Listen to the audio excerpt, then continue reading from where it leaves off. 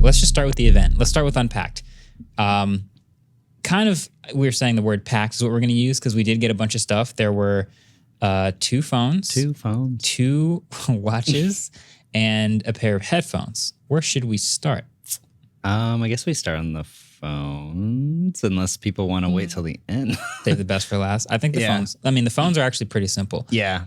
So let's just do the phones. Okay. 2 phones, Flip4 and Fold4. My summary is Flip4 and Fold4, which both start at the same price as last year's model, are incremental refinement type upgrades from the Flip 3 and Fold 3. I think the biggest improvement to the Flip is going to be battery life. We have yet to test these, so this is just my prediction, but it's getting a Snapdragon 8 Plus Gen 1, and it's going from a 3400 to a 3700 milliamp hour battery. So for a small phone... Was there 300? Either way, it's getting a bump to 3700. So it should be a nice usability improvement. I've used other phones with Snapdragon 8 Plus Gen 1s, and they've had pretty great efficiency, so I'm looking forward to testing that. And then the biggest improvement, or at least change with the Fold 4, to me seems to be... I mean, it's a lot of minor things. It's 3 millimeters wider on the front cover screen. It's got some slightly thinner bezels on the inside. It also has a Snapdragon 8 Plus Gen 1 and the same size battery as last year, but it also has a 2nd generation under-display selfie camera. And that camera, to me, we actually have another phone in the studio that has the 2nd generation under-display selfie camera, and we haven't made a video about it yet, but we've tested it. And the amount of times you actually notice the camera under the screen is way less. It looks much better. There isn't any pixelation when you drag things over the display. It looks really good. But the pictures that come out of it look the same at best, sometimes worse. Do you remember when we put the, I think it was the OnePlus 7 Pro underwater with the pop-up selfie camera and it came out? I do. I feel like it's hazed over like that before the phone totally broke. It kind of is what it looks like. Yeah. It sort of has like a dehaze effect that applies afterwards, and you can see it go from being very hazy to processing and then applying. Yeah, it's funny how dramatic it is. You can see it happen in the impressions video. We have a clip of it, and it like snaps into being processed. Yeah. Yeah, I don't know. Video calls are going to be kind of hazy. I'm very concerned about how video calls will look on that phone. Yeah. Which is funny because that's the phone you want to do video calls on, and you want to take a conference call and like set it up like a little mini laptop and all that stuff. So yeah, that's the phones. I don't know. Do you guys have any thoughts on them being incremental upgrades? It seems like though they did like one kind of cool feature for both of them, which was they made the Flip 4, the front screen more customizable, right? And I think like the biggest increment from Flip 1 to Flip 2 was like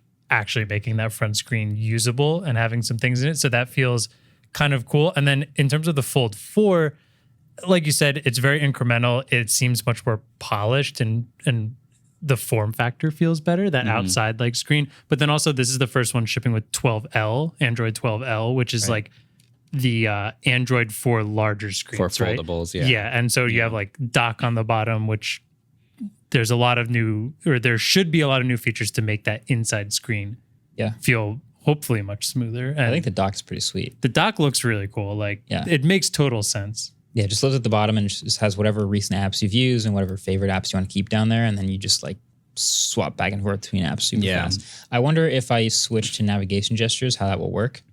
Because when I used it in the Impressions event, it was with the button navigation. Yeah. And so they put the buttons over to the side and then the dock was in the middle.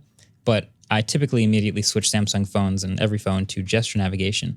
So if that's at the bottom, then where does the dock go? Like right above that? Probably underneath it. Should be interesting. You're to see. saying that probably underneath it, because you'd have to swipe anyway. So if you're swiping from the very bottom versus like tapping on the dock, I feel like it would be able to. Well, you're saying if you added the old 3-bar navigation, right? Then where would it currently has that. It has it? When I Really? tried it, dock, yeah. So by default, 3-bar navigation. They put the 3 buttons all the way in the corner, and they put the dock in the middle of the bottom. My thought is, isn't the middle of the bottom usually where you swipe up to go home and multitask? So if I try to switch to gesture navigation, where does the dock go? Sounds like it'll just sit right on top. That's just my guess. What did the Fold 3 do? It still had gesture and navigation, right? Or yes, but it didn't have that dock, I guess. It almost sounds like they brought back the 3 buttons onto the dock. I can only assume it still has gesture navigation, and it's just also going to be there. I mean, that's the first thing I'm going to try. Yeah. I'm really interested in kind of holding the Fold 4 and comparing it to the feeling of the Fold 3 because the fact that they changed the aspect ratio slightly. Like both phones have a 6.2 inch display on the front, but I'm imagining that the slightly wider phone is going to feel more like a regular phone.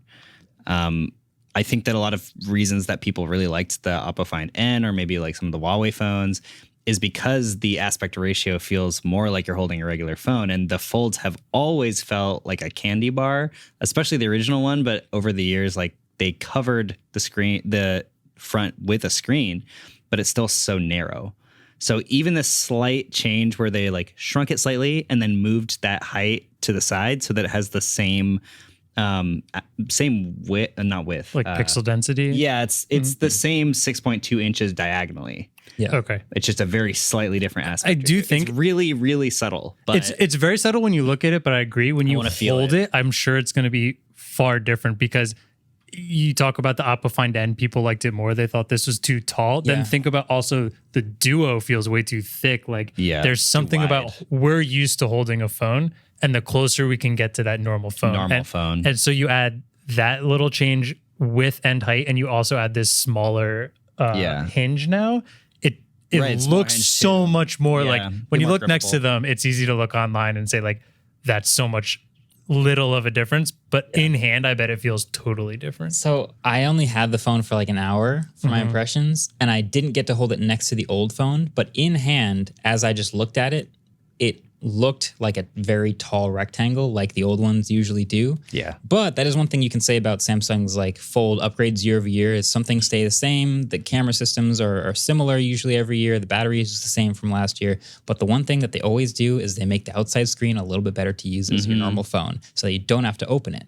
And that's sort of the big advantage of the Fold over the Flip is you could just use it like a normal phone and never even open it and you're fine. But yeah, I think just a small, subtle. I think the Find N is a much bigger difference. I think that's a pretty dramatic, relatively speaking, difference in aspect ratio versus this 3mm wider versus the old Fold. It's stepping closer. It's would you prefer Find N over from what you held with the Fold 4? It's a good question. They're very similar. I think I would prefer the Fold 4. Slightly because I like the inside screen better. I thought the inside screen of the Find N was not big enough. If you were going, when you unfolded it, I think it's the question of like, do you want a big phone or do you want a small phone? It's sort of the same idea because when the Find N is closed, it is pretty small. Yeah, it almost looks like a Zen phone size. The Fold and the Fold Pro Max. Yeah. There. So if you have Samsung any ideas, please. Yeah. Two prices on both of these. We have $1,000. They basically didn't change, right? Same prices as last time. The battery didn't change on the Fold 4. Like it really is refinement. Yeah. Like you said. It's very rare that in smartphones we get phones that year over year look almost exactly the same. Every single year they're at least slightly different. Samsung has slowly transformed their lineup. In Samsung world, I feel like it's pretty common for them to just change things all the time. Like we're used to like Apple going, this is the S year. It's going to look the same. You just have to just see the S badge on the back. But in Samsung world, that's a little less common.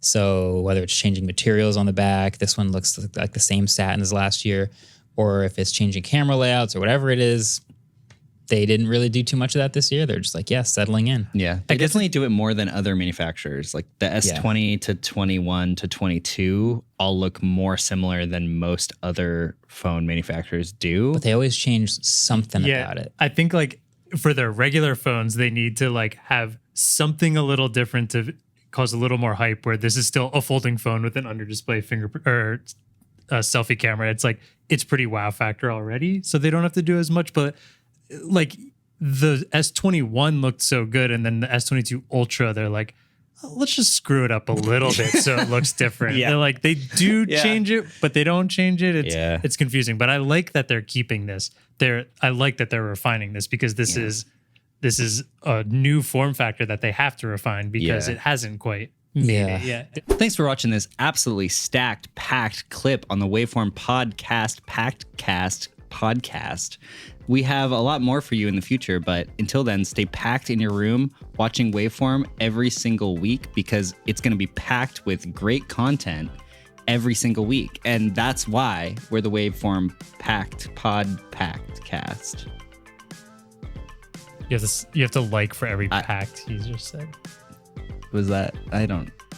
The only thing is that you didn't mention Samsung Unpacked at all. Did I really not? No, he didn't say it once. And that's totally fine. I was like, all right. I mean, still going. I mean, we could just use that too.